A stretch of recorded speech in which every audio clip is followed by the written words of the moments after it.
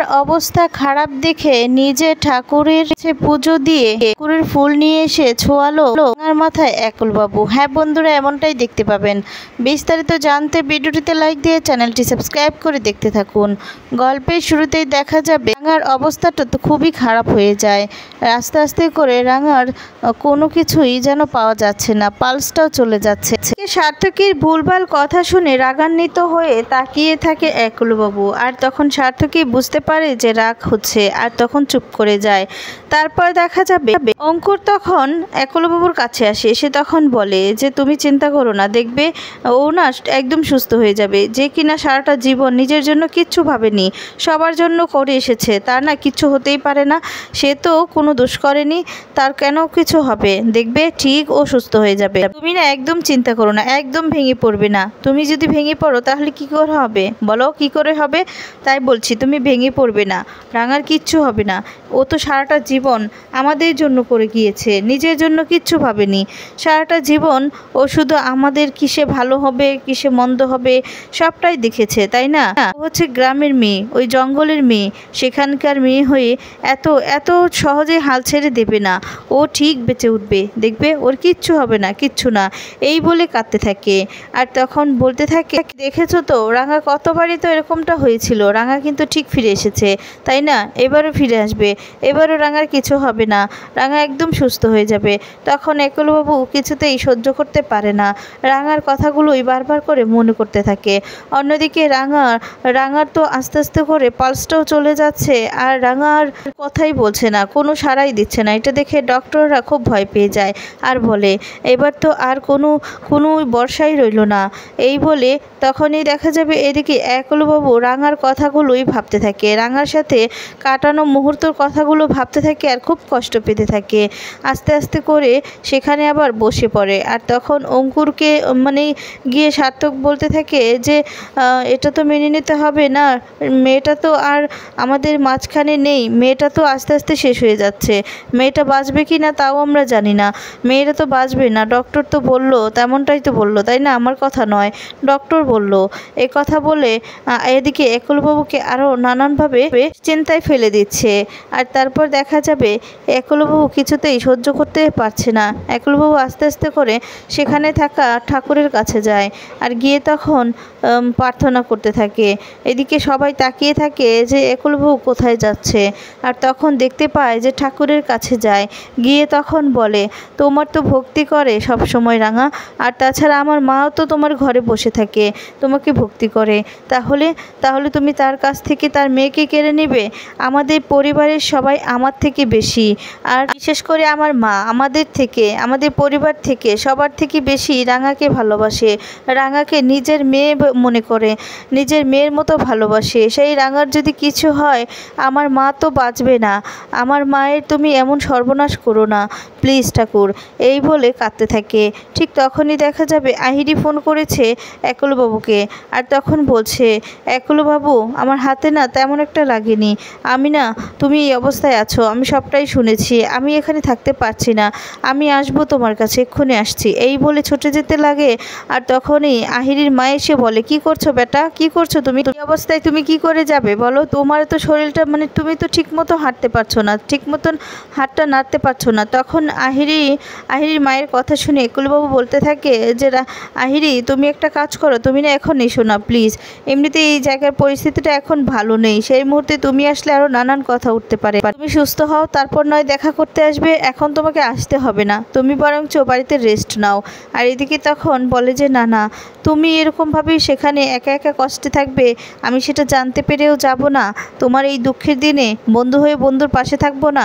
আর বলে যে তুমি না আটকিও না। এরপর এদিকে আহিরির মা বলে না তুই যাবি না, কোথাও যাবি না। আর তখন একলবাবু বুঝায় যে না তুমি এখন যদি আসো এখানে সাংবাদিকরা আছে, সবাই অনেক কথা শোনাবে, এমনিতে তো রাঙার অবস্থাটা খারাপ, তুমি প্লিজ আসো না, তুমি রেস্ট নাও। এই কথা বলে ফোনটা কেটে দেয়। এদিকে তখন আহিরির মা বলতে থাকে তুই এখনও ওই ছেলেটা তোকে ঠকিয়েছে, তুই ওই ছেলেটার জন্য এত কষ্ট পাচ্ছিস, নিজের জীবনটা নষ্ট করে দিয়েছিস, তুই কি না এখনও সেই ছেলেটার কথাই ভেবে যাবি? তখন বলে যে মা ভালো ভালোবাসি তো, ওর এই দুর্দিনে আমি পাশে থাকবো না তা কি হয়? আমি জানি তো ও না এই সমস্ত সহ্য করতে পারে না, ও খুব ভালো, অল্পতেও ভেঙে পড়ে। মাহিরের মা বলতে থেকে তুই পারবি ওকে ভুলে গিয়ে নতুন করে সংসার করতি, নতুন করে বন্ধু পাত্তি, রিলেশনশিপ করতি, বল না বল। আর তখন কিছুই বলে না, চুপ করে থাকে। তখন দেখা যাবে তার মাকে জড়িয়ে ধরে কাঁদতে থাকে।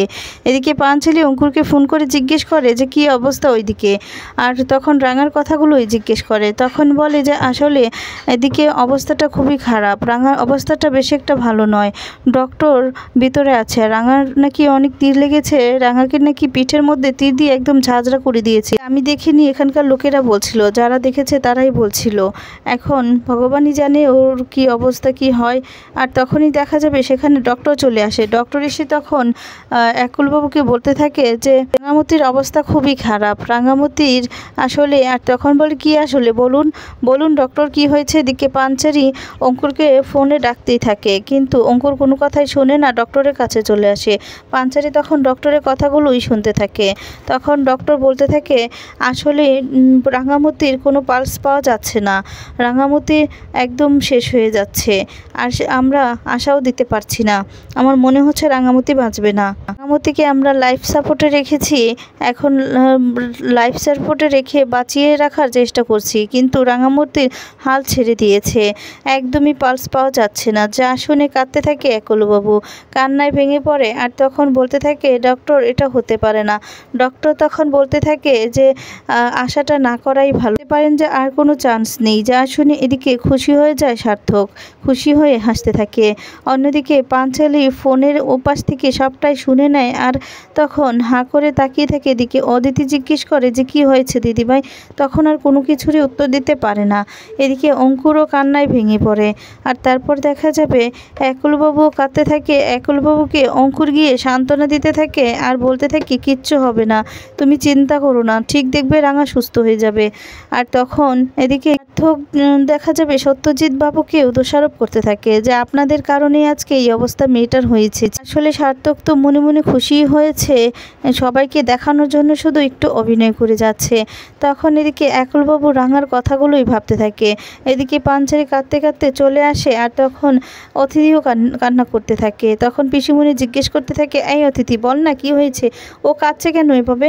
আর তখনই দেখা যাবে এদিকে তখন প্রমিতা বলতে থাকে কি রে কি হয়েছে, বল না কি হয়েছে, আমার রাঙা সুস্থ আছে তো? আর তখনই দেখা যাবে কাঁদতে কাঁদতে পাঞ্চারি নিজেকে শান্ত করে রাখতে পারছে না। পাঞ্চারি তখন কাঁদতে কাঁদতে বলে যে মা রাঙা লাইফ সাপোর্টে আছে, রাঙা নাকি আর বাঁচবে না, রাঙার নাকি পালস পাওয়া যাচ্ছে না, আর নাকি বেঁচে থাকার চান্স নেই, ও আমাদের মধ্যে আর ফিরে আসবে না মা। এ কথা বলে কাঁদতে থাকে। প্রমিতা তখন পাগল হয়ে যায়, প্রমিতাও কান্নায় ভেঙে পড়ে আর পাগল হয়ে যায়। প্রমিতাকে কেউ আর সান্ত্বনা করে রাখতে পারছে, বলতে থাকে যে আমার মেয়ের কিচ্ছু হতে পারে না, আমাকে ছেড়ে দাও তোমরা, এখনই আমি চলে যাব। এই বলে দরজাটা খুলতে যায়, দেখতে পায় যে দরজার ওপাশ থেকে তালা মারা। তখন বলে কে তালা মারা রেখেছে বলো, আমি কিন্তু এখন দরজাটা ভেঙেই চলে যাব, তালাটা খুলতে বলো।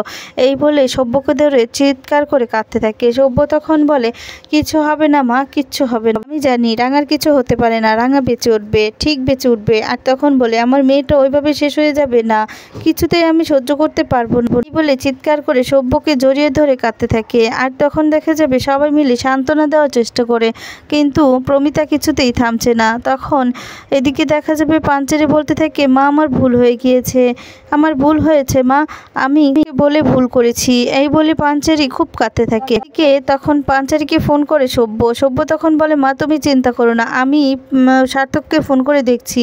এই বলে সার্থকীকে ফোন করে, আর তখন জিজ্ঞেস করে যে ওদিকে অবস্থাটা কি, রাঙার অবস্থা কি? তখন বলে রাঙা আর বাঁচবে না, রাঙার পালস পাওয়া যাচ্ছে না, ডক্টর বলেছে আর কোনো চান্স নেই ওকে বাঁচানোর মতো। এই কথাটা শুনে সব্য নিজেও ভেঙে পড়ে। তখন সব্যকে গিয়ে সব্যর বাবা ধরে নেয়, আর তখন বলতে থাকে কি হয়েছে সব্য, তুই কেন কিছু বলছিস না? আর তখনই দেখা যাবে সব্য কি বলে তার মাকে সান্ত্বনা দিবে, নিজেই কোনো বাসা পেয়ে উঠছে না। আর তখন বলে যে মা কিচ্ছু হবে না, রাঙা সুস্থ হয়ে যাবে।